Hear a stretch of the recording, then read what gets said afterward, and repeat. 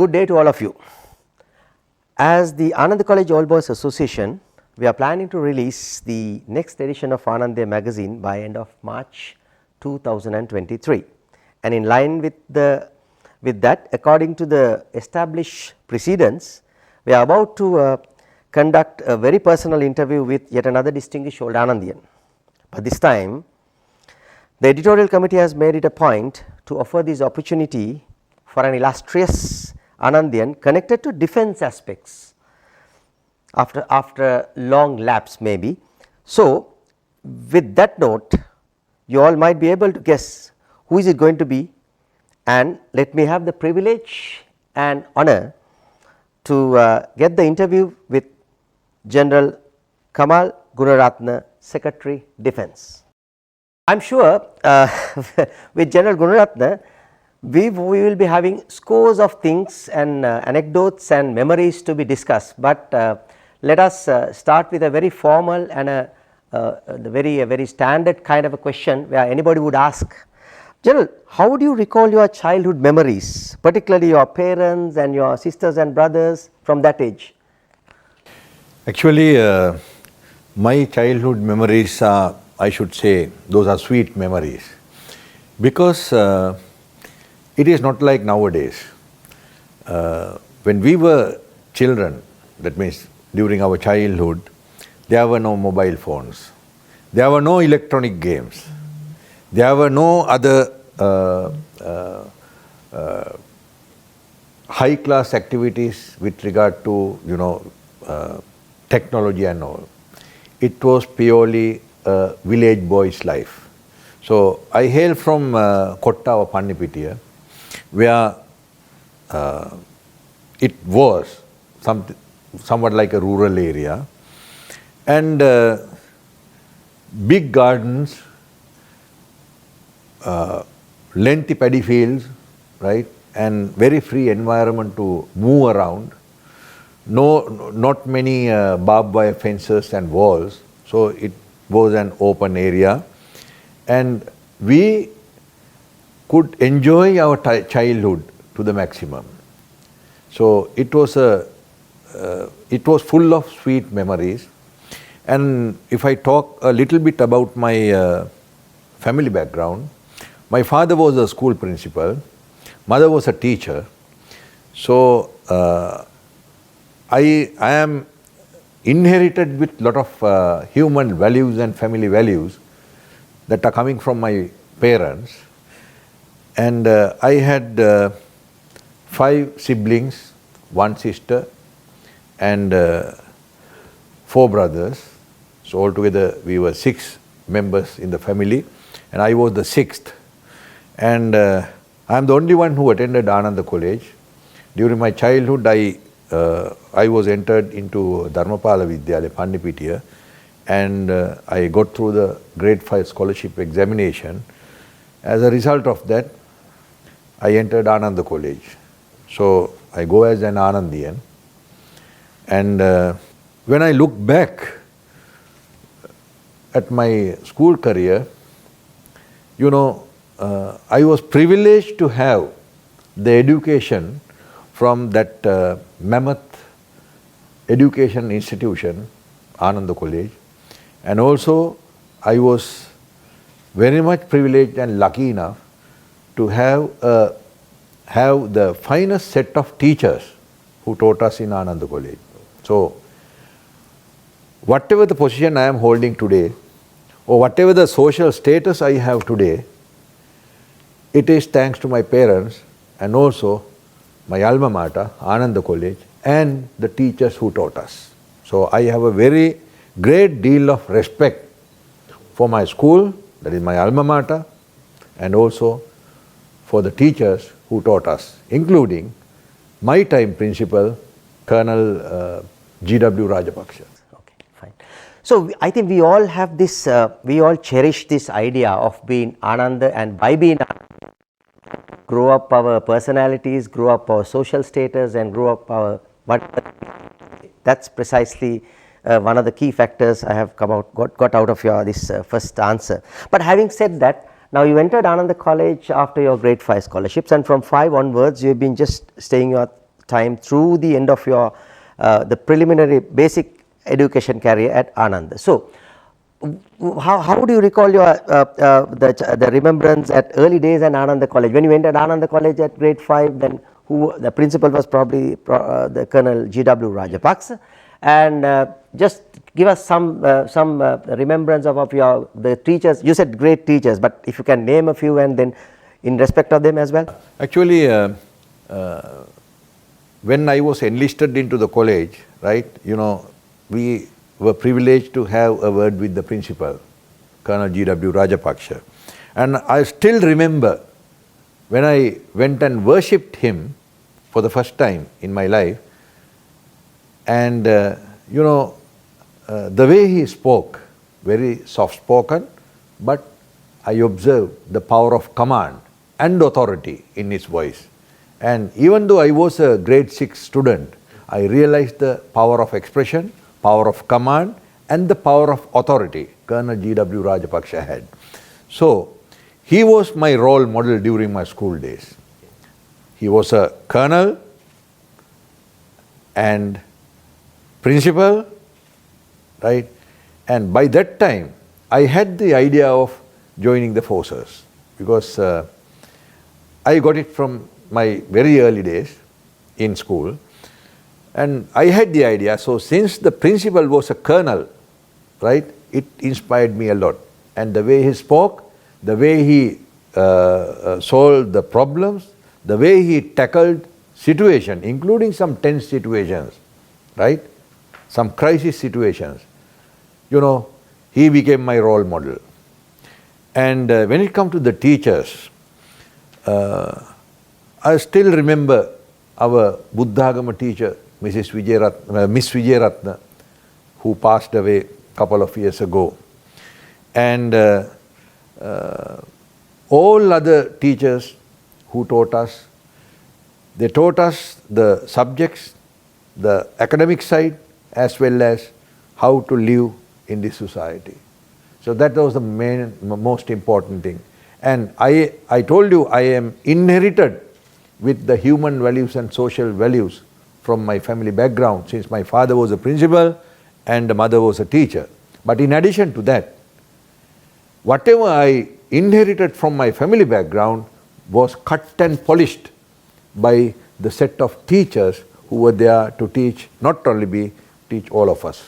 Oh, I think that one more clarification. So, Colonel G.W. Rajapaksa was the principal throughout your career at Anand. Okay, fine. So, because in certain cases, okay, there were occasions people were exposed to the other principals who came out after Rajapaksa's regime, who were in a very comparative position to tell us the illustrious life they have had the G.W. Rajapaksa time vis-a-vis the latter part of time. But having said that, now you probably would have intermingled with your fellow classmates during your time from 5 to 12. So you have any remembrance about your sweet memories with your classmates or the acts that you have? Actually, before coming into that, I should mention few things about Colonel G.W. Rajapaksa. I am a career military officer, even though I am a retired military officer now and who has become a government official. I am a retired military officer. So there is a saying, once a soldier is always a soldier. So my soldiering will be there in my system from head to toe till I go to my grave, right? So military system is nothing but leadership, right? We have leaders in every level. We have generals, brigadiers, colonels, majors, captains, lieutenants, warrant officers, sergeants, corporals. Everything is a leadership layer, right? So when it comes to the service in military, right, leadership has to play a very big role. I still remember the way Colonel G.W. Rajapaksa molded all of us into this leadership business, right? I give you a very solid example. All of a sudden, I think when I was a schoolboy in grade 8 or 9, our head prefect was Harit Vikrama, right? We call him Harit Vikrama Ayya. Another role model of a student or student leader. So he was the head prefect. All of a sudden, our, we were about to have the annual sports meet. All of a sudden, principal said, okay, children, now this time there is not going to be any chief guest from outside for our sports meet. Your chief guest will be Harit Vikrama, your head prefect, right? And no teacher, no master in charge is going to put their fingers into the organizing of this mega event. Right? You know, sports meet in the school, during our days, it was a mega event. Then we were wondering as to how this is going to happen. That is how he wanted us to develop the leadership skills. He brought Harit Vikrama as the chief guest. Before that, it was either a politician or a high-level government official. But it was Harit Vikrama. And Harit Vikrama came to the ground, right, with the college tie and white, then the college blazer on, and the cadet band welcomed him, and the band took him to the place where he was supposed to be seated. And from then onwards until the end, till the end, Harit Vikrama was the chief guest, and he commanded the respect from every athlete. And after that, during the prize giving also, he was distributing prizes, being the chief guest. And all the other prefects and the leaders of sports, they were having a fair share of responsibility. When I say fair share of responsibility, right, not only Harit Vikrama, every leader at every level was given with a task and a responsibility. So that is how, I am just giving you only one example. That is how Colonel G.W. Rajapaksa started molding the students into the leadership. And if we look back at the 30 years long war against the terrorism, most of the generals who led the war against terrorism are Anandiyans, right? That's a fact. Yes. So that is about Colonel G.W. Rajapaksa. I don't think I have to describe it again. The way he dressed, the way he talked, the way he walked, the way he looked at us, right? He never hit children. He never punished children. He just gave us looks. Those looks gave the message. One look is enough for us to change the whole attitude. So that is how he handled us. Then when it comes to the leadership in other fields, now I should tell you, Mr. Gotabaya Rajapaksa became the president. Then he appointed the cabinet of ministers and also the secretaries to the cabinet ministries. So I am very proud to say that few Anandiyans who happened to be my classmates, we were together in the pool of secretaries. I was the defense secretary, Kamal Gunaratne. Ravinath Arya Singh was the foreign secretary. Sajit Atikala was the finance secretary. Then Anil Jasingh was the environmental secretary. Likewise, those are all leadership positions in some level in the government machinery. So that is how he molded the children not only for the military but also for the government service. Right. So I think having said all that, I think it's very curious for us to know how was your involvements with the extracurricular activities, sports, societies, be debating, literature, whatever. Because having got the leadership, anecdote from Colonel G.W. Rajapaksa, I think you wouldn't have escaped joining and doing all these things also, for sure. Actually, Malli, I joined scouting and I ended up as a president scout. And during my period, Anand College produced the highest number of president scouts, and I won the college colors. Then I became a soccer player. I played for the first 11 soccer team in Anand College. Then I became a junior prefect, then subsequently senior prefect, and finally I became a senior prefect supervisor. And I took part in various extracurricular activities.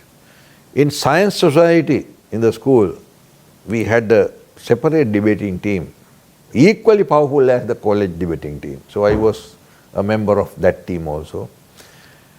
And I was a very active member in many other societies. As an example, Aeronautical Society. Even though I never had any intention of joining the Air Force or Sri Lankan Airlines, I was the president of the Aeronautical Society. Likewise, we took part in various college extracurricular activities.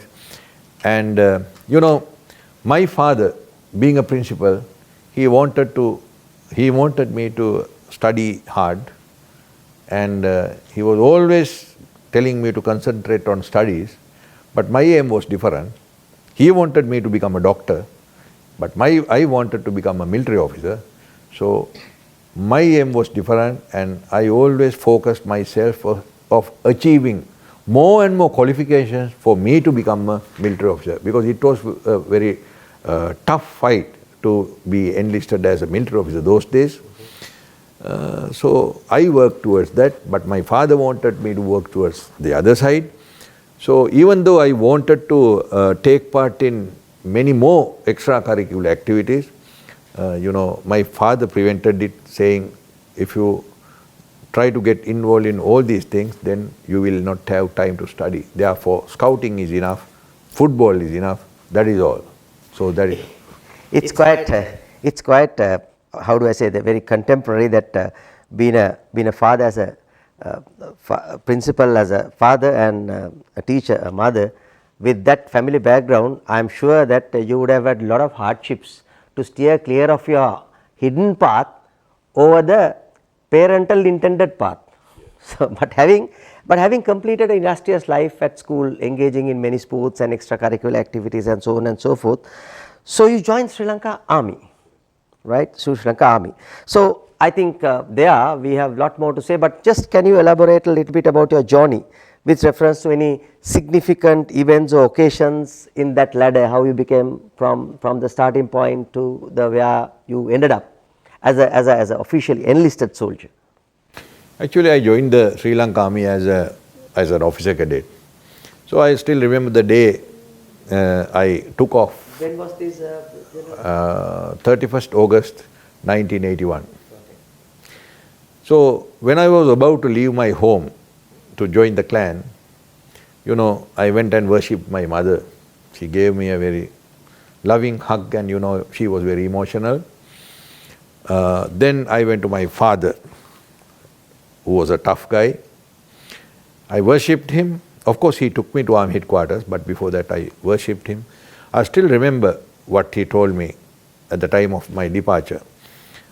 I wrote it in my book also, wrote to Nandi Kadal. These are the words of my father. He told me, son, army is a very honorable place.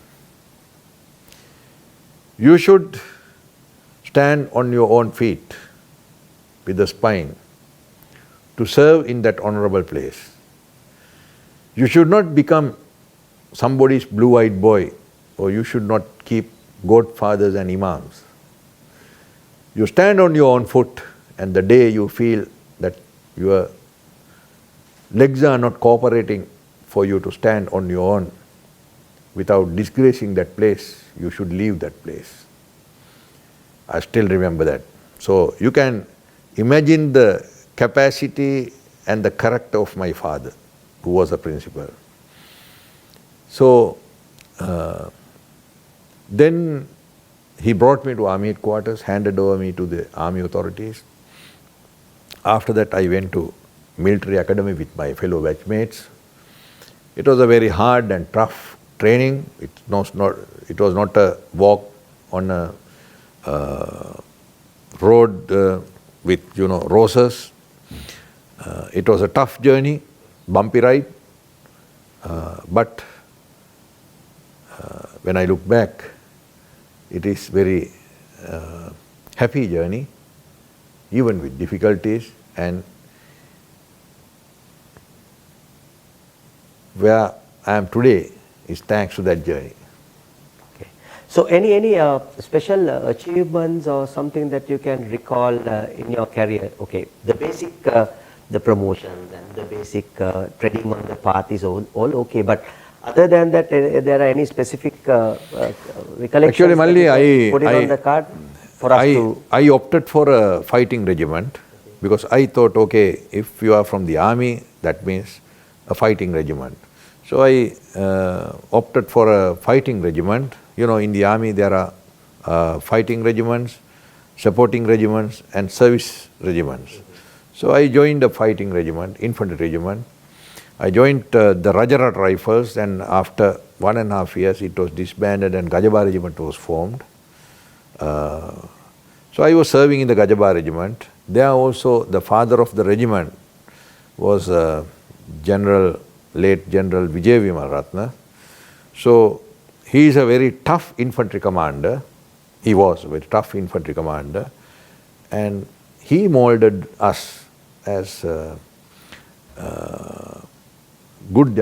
set of good young officers, and even the officers who led the final onslaught against the LTT, most of us are from the Gajava regiment.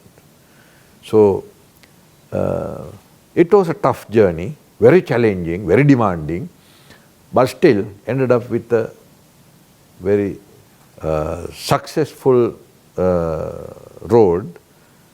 And the biggest success I ever achieved was commanding the Army's elite division, 5-3 division or 53rd division, the reserve strike force.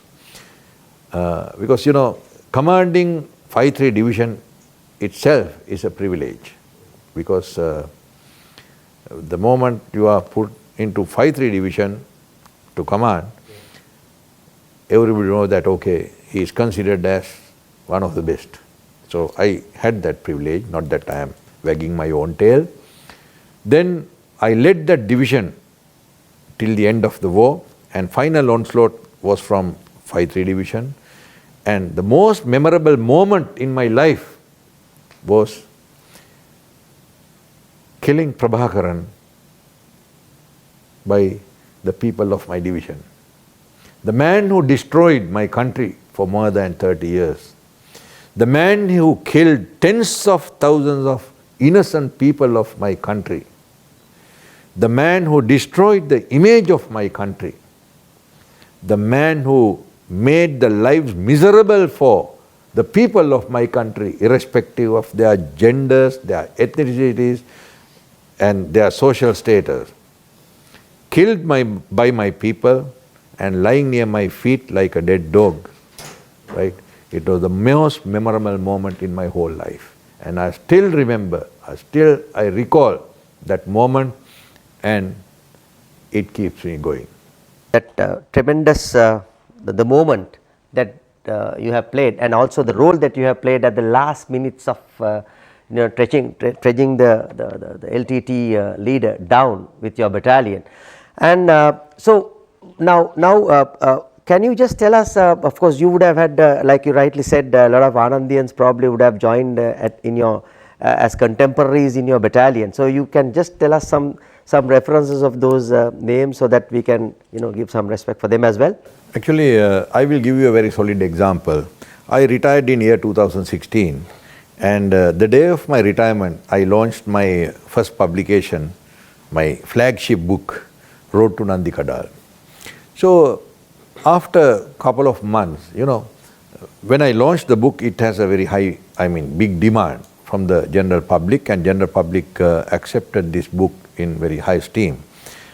After a couple of months, I was attending this Thunsiya Hatta program in Derana TV, and the man who conducted the program, he was discussing about Road to Nandikadal book.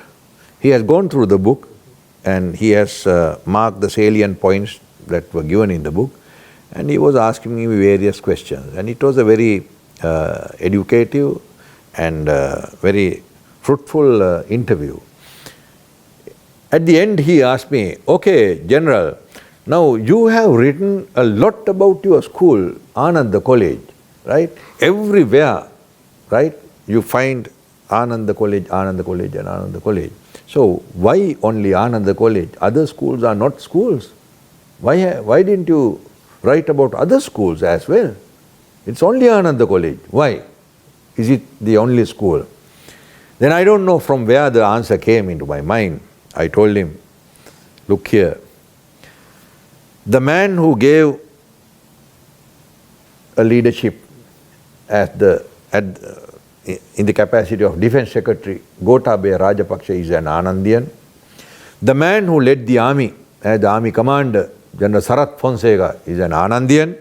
The man who led the Sri Lankan Navy as the commander of the Navy, Vasantha Karanawada, is an Anandian. The man who led the Civil Defence Force, right, Admiral Sarath Veerasekara, is an Anandian. And the man who led the 53rd, that otherwise 5-3 division, Kamal Gunaratne, is an Anandian.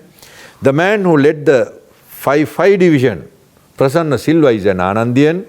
The man who led the 5-7 division, Jagat Dias, is an Anandian. The man who led the 5-9 division, Chagi Galage, is an Anandian. So why can't I talk about Ananda? So that is the solid example that I can give you. The contribution from old Anandians to eradicate terrorism from our motherland, no match. I know that. So I think it's nothing but a fact that one time you have been a professional soldier with decoration, and then you pursued on to a kind of a diplomatic career, maybe by virtue of your credentials in the forces perhaps, and also during that time you perhaps picked up a very hidden talent of yours, where you embarked in writing books. I mean, irrespective of the contents of the book, writing a book and getting into the writing a book, it itself is an art, and that's a special character. So what made you to go into that aspect? Actually, Malli, I was very good in writing essays during my small days, right? I still remember when I joined Ananda College in grade 6, our class teacher was Mrs. Katriya Rachi. And, she was very fond of getting the children to write essays. So I started writing essays and I developed that and I became a good writer. But I never thought of writing books and becoming an author. But latter stages of my career, when I was fighting with my soldiers, when I was giving the leadership for my soldiers, I saw how much of sacrifice soldiers had to make, right? The commitment, dedication and hard work of the soldiers who came from rural villages. Most of the soldiers came from rural villages, right? They were born to very poor parents. But those parents told them, okay, instead of going for any other civilian job, my son, you go as a warrior son to the battlefield. You join the Sri Lanka army and save the motherland from the clutches of terrorism. So that is how they came to the Sri Lanka army. And then they came, they were trained, they were given weapons and they were fighting alongside us. And I saw the sacrifice, the dedication, commitment and hard work of these soldiers. So soldiers, there were a lot of casualties, wounded in action as well as killed in action. So whenever I saw a battle casualty or a dead body of a soldier who is killed in action, I thought, okay, when the news goes to this boy's parents, the amount of sorrow, the sadness, right, would be unimaginable. Therefore, I thought, okay, now the soldiers are dying, soldiers are getting maimed and wounded, but every soldier I commanded had honors. Every soldier I commanded was somebody's son, somebody's husband, or somebody's father. So I could not use them as expendable items in the battlefield, right? That is why before employing them into the battlefield, I had to think not only once, twice, thrice, 4 times, 10 times, 100 times, 1,000, tens of thousands times I had to think as to whether this is the best course of action and is this the best time to launch this soldier into the battle with the required resources. So that is why I told you every soldier is somebody's son, somebody's husband or somebody's father. So it's a huge responsibility vested on our shoulders. So I thought, okay, soldiers are dying. In any war, soldiers will die, officers will die.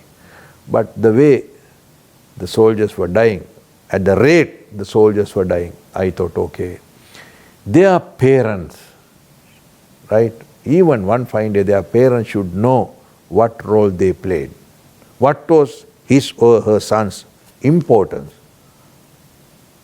during the endeavor to rescue this country from the clutches of terrorism. So I thought, okay, I must write a book about the sacrifices made by the soldiers and officers. So that thought came to me, and then I thought, okay, after the war, I will write a book, and military officers can't just write books and launch it the way they want, because in our system, right, you have to get permission, and there are a lot of formalities, lot of red tapes, lot of hurdles. Then I thought, okay, I will write the book about the sacrifices, about what I saw and what we did. I saw and we did. Not I saw and I did, we did. And I thought, okay, day of my retirement, I will launch my book. So on my way home, after my retirement, I launched my book, and it became the bestseller, and it gave the message to the people in every corner of the society, right? And it was warmly welcomed by the people of this country. And that is why I called it my flagship publication, because I have already published 7 books, and the 8th, 9th are also ready now to be launched, and 10th one is being written, 90% I have completed. So I am an author, and writing is my hobby now, but this was the flagship book. The endeavor was to let the people who sent their children to the war front to know what role they played. So perhaps that's a kind of a silent dedication for the unheard and for their sacrifices that you have seen, and I mean that sounds kind of custodianship or kind of responsibility, you being as the commander of that battalion, that you are giving back to them as well, division giving back to them as well. So you just mentioned about some 7 books that you have already written, and 9th one is coming and 10 is about to be completed. Are they all aligned with the same concepts, or are you talking about different versions of life? Actually, now war literature is something that is lagging in Sri Lanka, right? That is why I wrote Road to Nandikadal, and it is Sinhala book, Ranamagosse Nandikadal. Wherever I go, I meet people who have gone through these 2 publications, especially Ranamagosse Nandikadal. And after that, I thought, okay, I should write about the wounded soldiers. So I have some stories with me, narrated by wounded soldiers, the hardships, difficulties, right? So I thought of writing a novel, a fiction about wounded soldiers, right? It is a soldier's story, Kadolattu. And in some segments in our society, they always downgrade the spouses of wounded soldiers and soldiers who are killed in action. Some people tend to think that they have become, toys of some people, but they are very honorable. Some soldiers who lost both their limbs, right, they got married, right. So when I see a soldier without limbs, right, accompanied by his wife, normally I ask a question. I call everybody Puta. I ask the lady, Puta, when was he wounded? Then the next question, when was your wedding? So, by shooting these two questions, I can get to know whether it is after his injury or before his injury. 90% of the cases after the injury, right? So, a lady getting married to a man who has lost both limbs or both hands or both eyes, it's a huge sacrifice. So if somebody is pointing his or her finger at such a lady, thinking that she has become a toy in the society, that is really wrong. That is why I wanted to introduce a pillar of strength to that wounded soldier, right? With the stories I have heard, right? There is a character in that book called Hema Mali, and the role played by the wives of tens of thousands of soldiers who are either restricted to their bedridden, or restricted to their wheelchairs throughout their lives, right? So that is why I wrote Kadol Lettu. Then its English translation is now ready to be launched. Then I met another girl in a rehabilitation camp. When I was the Vanni commander, immediately after the war, I was appointed as the Vanni commander, Vanni Security Forces commander. And I was appointed as the competent authority for IDPs, and also rehabilitation of ex-combatants were handled by me. So one day I went to the girls' camp where 2,800 odd LTT girls were rehabilitated. When I went there, the lady officer in charge of that camp, he told me, "Sir, there is a girl, you should listen to that girl." I asked, what is the specialty? "No, sir, I should not explain. You should listen to this girl. Sir, please, just listen to her. It's a different story." So I gave the listening ears. The session went for about 3 hours. She was a suicide bomber who was ready to die at the word of command of her leader. The story narrated by her, goosebumps. And I wrote her story as a fiction in Uttara Devi book. Then the next one, after I became the defense secretary, now that is about war literature, right? I gave a start, and many people will follow.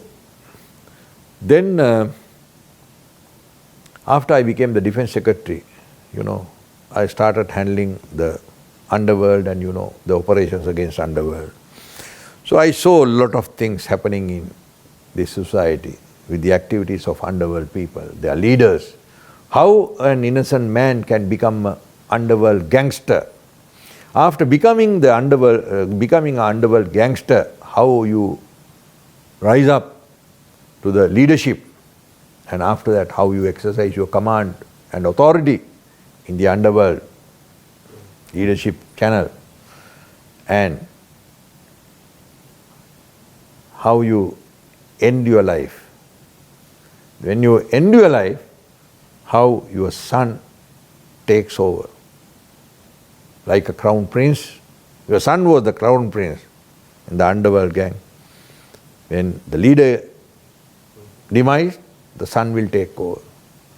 And likewise, with true incidents, I have written that book called Pathalayu, right? Then I wanted to write about a leader. So I considered a couple of leaders in this country, and I selected former Defence Secretary Gotabaya Rajapaksa before he became the president. He was my boss.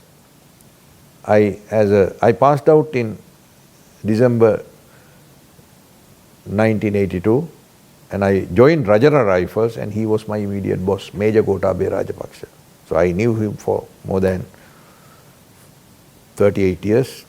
So I wrote about him, that is his biography.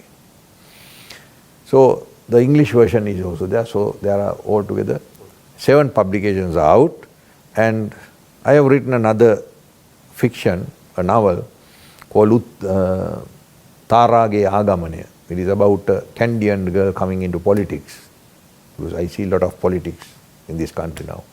So I have written about it. Then the next one is a different book called Rajali Sandesha. It's a Sandesha Kavya, right? It's a Kavipota, a book with poems.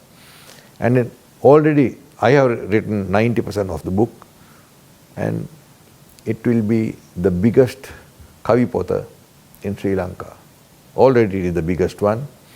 I think the biggest one was Vaulua, written by Mr. Rapiel Tennakon. But now, in my book, I have already completed 1,710 poems. So my target is 2,000, and it's a very interesting one. Okay, now it gives me immense pleasure to get this interview going further. And before going further, I would say that you have been submerging a lot of your talents with the cover of a military suit, and the suit is over. All the things are coming up like a rubber ball kept under the force in a water tank. Now you are writing about the war literature, then you are talking about the biographies, and then you are talking about the literature, the Sinhalese literature related poems and all that stuff. So I think now the next area that I am going to touch upon is general, that okay, we have talked about your discuss about your childhood, your time at Ananda, then your time at Forces, and your activities and your role played in the armed forces, and also the steps that you have taken after retirement as well. But now the interesting question comes, with all these time commitments and with all these harangues in your plate, how did you find your time to work to Ananda College All Boys Association? Actually, this is a very common question I am faced with, right? Wherever I go, people after talking with me, this is the common question. Before that, I should tell you, in my writing ability, there is another side of my writing. I am a lyricist, right? I have written more than 25 songs so far. I started maybe 2-3 years ago, and already 6 songs are out, and for this Valentine's Day, the 7th one will be out. And about 7-8 songs are being done right now. Even Bhathiya Santush Sebalaputu song, I consider it as my flagship song because it is really touching everybody's heart. It's about wounded soldiers, Sebalaputu. Nathiwuwat Maubime Angalak Tamange Ai Kimata, that song. But the interesting thing is, where do I find time? If you think you have no time, that means you are disorganized. If you think you are a busy man, that means you are disorganized. You should know how to do the time management. Of course, I am a busy man, right? The enormous responsibility vested on me or put on my shoulders from the government of Sri Lanka and its president, no match. I am in charge of national security. The responsibility of national security is the responsibility of the defense secretary, right? So I have to work round the clock, 24/7. But if I concentrate only on that, my talents, whatever I have, thanks to my parents, right, it will just go away. So Army has trained me as a night bird, right? When I leave office, it is quite late. But after going home, having a contact with my family members, after a little chat, after having dinner, I start working in my home office. I clear certain files sent by the office, and after that it comes the writing time. So I start around 10 o'clock or 10:30 or maybe 11 o'clock, and I can go until 1:30, 2 o'clock or 2:30. Until such time I feel really sleepy, I do write. Every day I am doing that. So that is how all these publications have come up. And even in future, many more publications will come, and all thanks to my night writing. So then, tell us now, how do one recall your involvement with Ananda College, the Old Boys Association? When did it happen? Actually, during my younger days, I could not attend to, or I could not concentrate on the activities of Ananda College, because I was always away from home, always fighting with the terrorists inside jungles, and the time that I spent with my parents or my loving family, it was very minimal.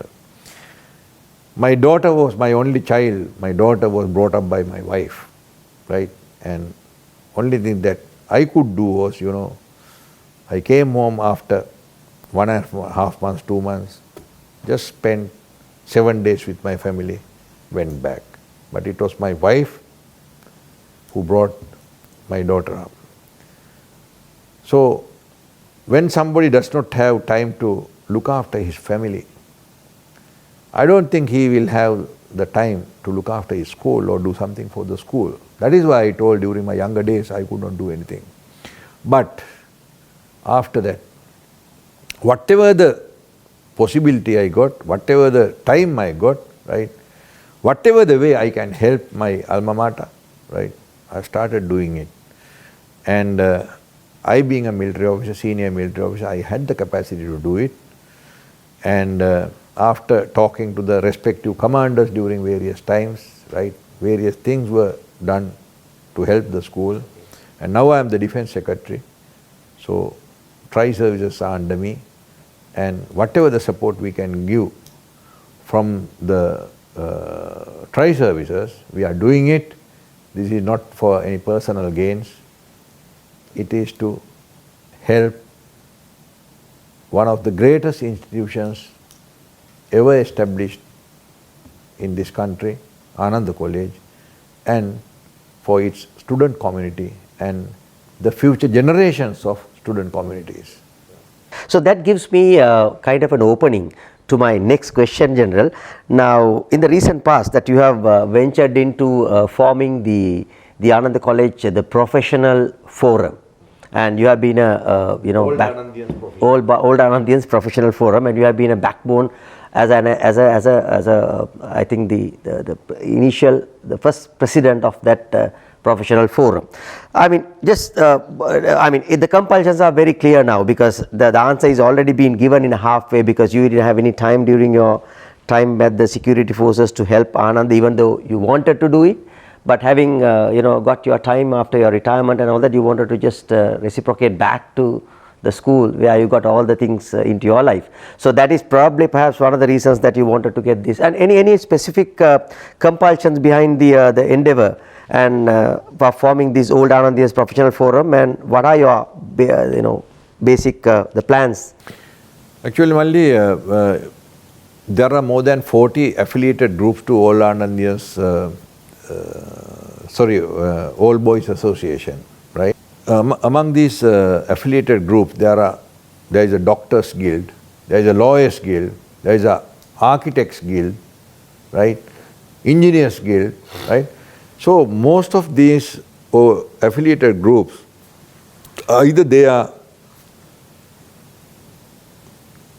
comprised of a group of students during a specific time period. Now I belongs to 75 to 80 group.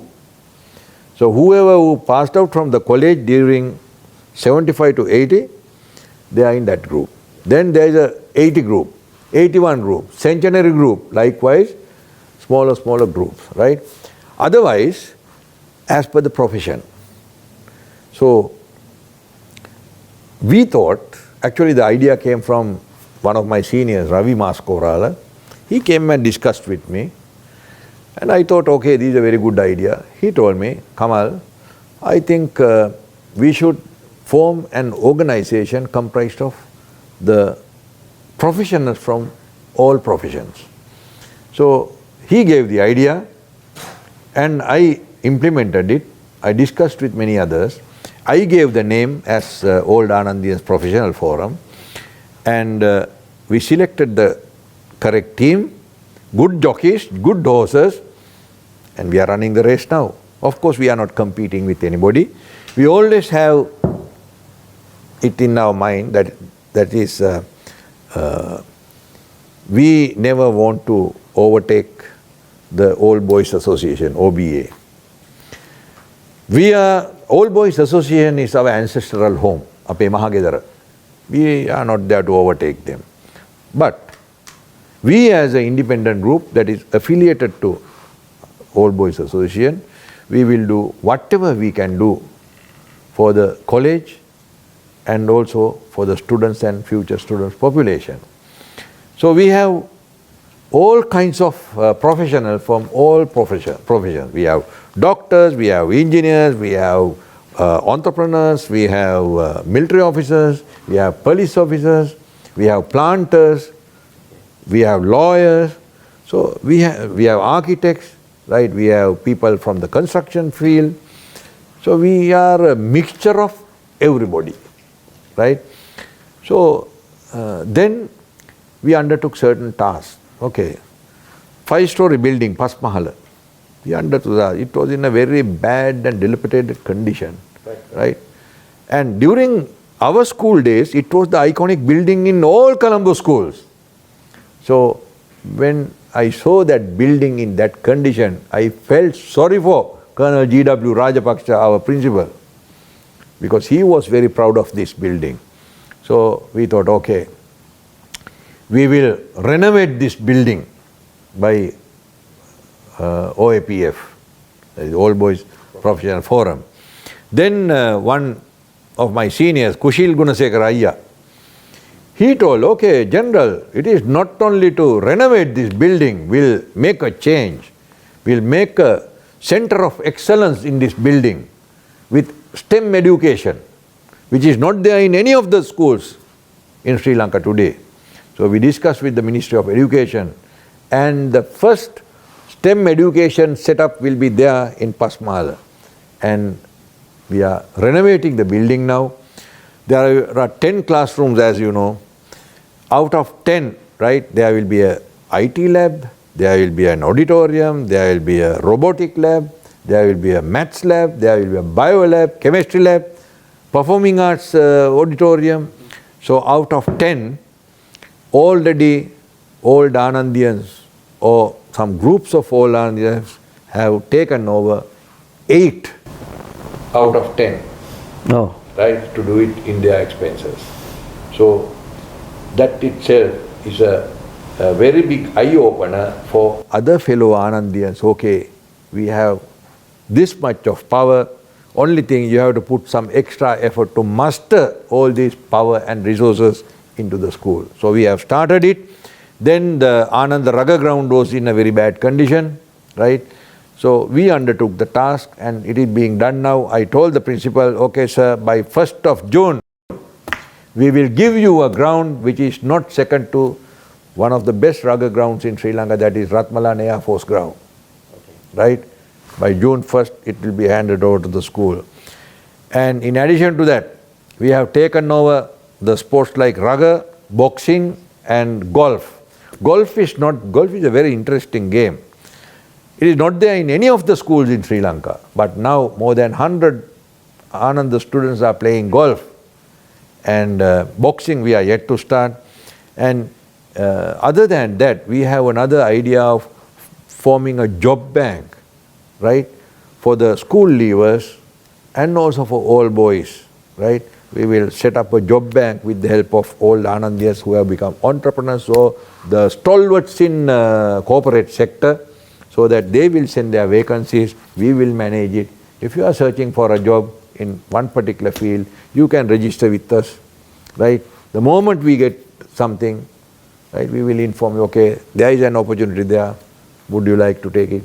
Likewise, we are going to do. Okay, so I think that sounds very interesting, because the insights of your the intentions of by forming the Old Anandis Professional Forum and thereby touching on the 5-storied building to make it a center of excellence, and with all the state of the art high tech I think I mean, like they said, you just aim at the moon, then you hit just level down the line, but if you are leveling a mediocre level, then you are still on the ground.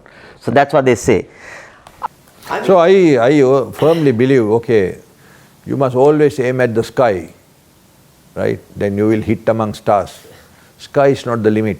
You should hit beyond the sky, the stars. So I think having gone through the mill of life, so to say, with all these exposures, experiences, and having experience and having encountered situations and all that. Now, how satisfied you are as a citizen or as a human being out of your achievements thus far? Actually, I am a highly satisfied man. Not that I am blowing my own trumpet. The contribution from my side as an individual, as a military officer, as a citizen, right? The contribution towards my motherland, its people, and also towards future generation, I am more than 100% satisfied. More than 100% satisfied. But you know, in this society, there are good people, there are bad people, there are grateful people, there are ungrateful people. Even among Anandians, old Anandians, there are lots of good people and grateful people, but there are some bad people and ungrateful people, right? So we are living in that society. I am being criticized by some people, including some Anandians. I have done nothing wrong to them, but it's being done. But somebody has, lot of people, lot of Anandians have recognized my service, and they respect my service, my contribution towards the school as well as the nation. So even though I have become a senior citizen in this country, I still have the energy, I still have the willpower, I still have the courage and enthusiasm. I know I have the talent. So whatever I can do for my college, I will do it. Whatever I can do for my fellow Anandians and the students, I will do it, including the grateful Anandians and ungrateful Anandians. No, it's immaterial, no difference. Anybody who is coming to me seeking help, I'm not saying I'm a big shot, but I have some capacity, capability, right? Within my small capacity and small capability, if somebody is asking for a help, I will do it, especially for any Anandi. It's nothing but a human actually to look at that aspect, because like you rightly said, we are living in a society which consists of people from all walks of life, all psychologies and all status quos and all that. So steer clear of everything is not that easy, especially when you are trying to do something high level, right? I'm sure to support you all that, there should definitely be another backbone from your personal side. That's your wife and your the only daughter. Just as the final question that from me to you, General, would you mind recollecting their sort of support, their association, and their connivance with your common goals? Okay, thank you very much for that question. It's a very sensitive question. But before that, I should tell you, when I was a small school boy, right, when I attended the Anand-Nalanda big match, I saw the massive banner in front of one big tent, Old Anandian Sports Club, and continuously, consecutively it was there. I don't know where it is now, right? Last couple of matches, I did see it, if I am not wrong. Then we formed this Old Anandaya Professional Forum, and we were working like horses, right? All my teams are, having discussions every day, somewhere, some group, right? And that is how Old Anandaya Professional Forum has come up to this level within a period of 1 year. Then, when it comes to Old Anandaya Sports Club, the glory that they had, I don't think it is there now. So, a request came from seniors, counterparts, as well as from the juniors for me to take over this as the president. I rejected. I told I have enough of work to do and I have to run the OAPF also. So let some other Anandian do it. Then finally principal spoke to me. He told me, the situation is not very good, so can you please take over this with your team and help me out. Then I studied the situation and I thought, okay, it is my duty and responsibility to accept after principal's request. Otherwise, a lot of Ayyas and Mallis requested, I said no. So they must have requested me to take over by having confidence on me for this. So I took over. I was appointed. I took over, and we are yet to start the journey. I took over day before yesterday. Ananda College Sports Club, Old Anandaya Sports Club, is a sleeping giant. It will be very difficult to, pump air and get the giant into action, but nothing is impossible. If you have the will, there is a way. So, I know, I selected few individuals as office bearers in addition to what they already had, and now we have set up a very good team, and we will go ahead. And I am sure within a period of 1 year, I along with my team should be able to regain the lost glory of this mammoth organization. The support given by my family during my endeavor,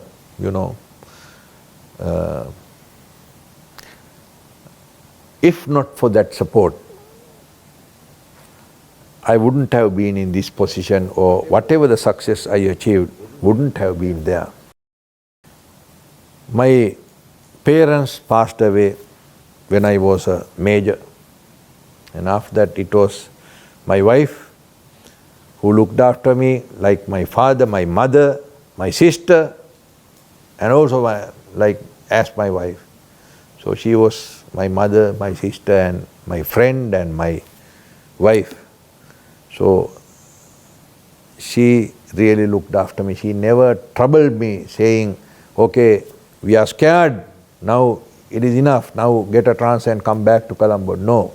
But she did lot of ritual things. She is a devoted Buddhist, going to temples and offering pujas and bodhi pujas and everything, setkavi, and that invoked blessings on me and my boys.